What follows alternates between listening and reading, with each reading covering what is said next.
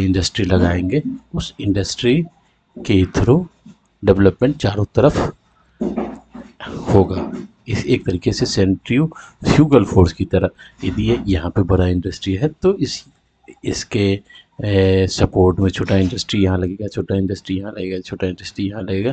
ये इस तरीके से किसी भी पर्टिकुलर रीजन का डेवलपमेंट होगा, जिसे बोला जाता है टॉप डाउन मॉडल। यदि आप इंडिया का भी डेवलपमेंट मॉडल देखोगे तो इसी तरीके का था। जब 1947 में हम आज़ाद हुए, 51 में हम जब हमारा प्लानिंग कमीशन के थ्रू आया, तो उसका जो टारगेट यही था कि इंडिया को डेवलप करने के लिए हमें बड़ा बड़ा इंडस्ट्री को लगाना है। वो इंडस्ट्री के लगाने में वो सब किसके थ्रू होता है? स्टेट के थ्रू होता है। स्टेट स्पॉन्सर था, क्योंकि जो प्राइवेट सेक्टर थे उसके पास इतना कैपिटल नहीं था, और फॉरेन के तरफ से मेरा फॉरेन रिलेशन उतना स्टेट से अच्छा नहीं था। तो इस अप्रोच पे हमारा स्टार्ट हुआ कि भाई बड़े बड़े इंडस्ट्री स्टेट के थ्रू लगाया जाएगा, प्लानिंग कमीशंस के थ्रू।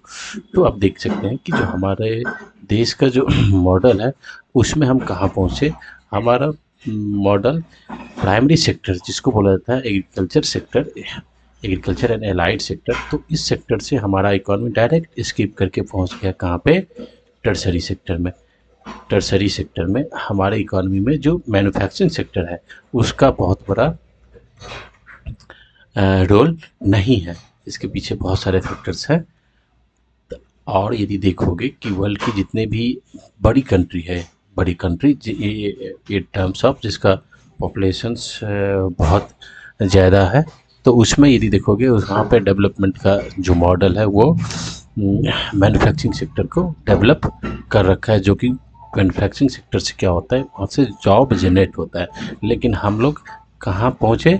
डायरेक्ट प्राइमरी सेक्टर से एक सर्विस सेक्टर में पहुँचे। सर्विस सेक्टर का हमारे जीडीपी में अच्छा रोल है, बट यदि देखोगे तो वो जॉब क्रिएशन में उसका उतना रोल नहीं होता है। सर्विस सेक्टर का जो जॉब होता है उसको बोला जाता है white collar job, blue collar job ज़्यादा इसमें होता नहीं है। तो ये हमारा मॉडल है। Thank you for watching it.